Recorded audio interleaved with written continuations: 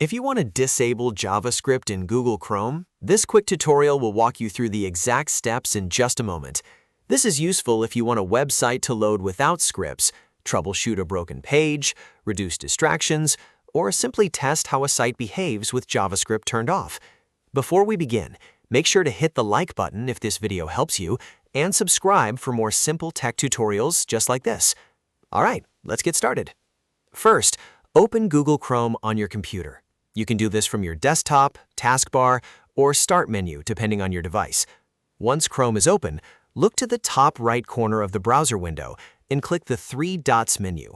This opens Chrome's main menu, where you can find all of the browser's settings and controls. From the menu, click Settings.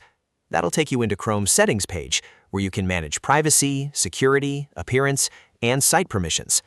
On the left side, or in the main settings list, find and click Privacy and Security.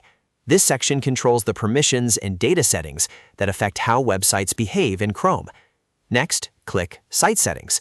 Site Settings is where Chrome lets you control things like camera access, location permissions, pop-ups, notifications, and JavaScript. After that, scroll down until you see JavaScript, then click it.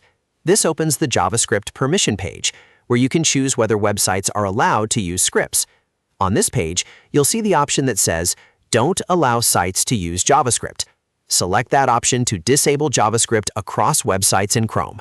Once you choose it, Chrome will immediately apply the change, and JavaScript will now be disabled.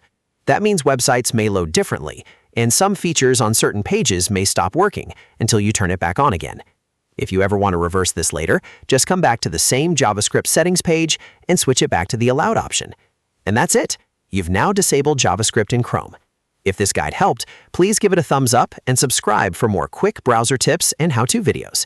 Thanks for watching, and I'll see you in the next one.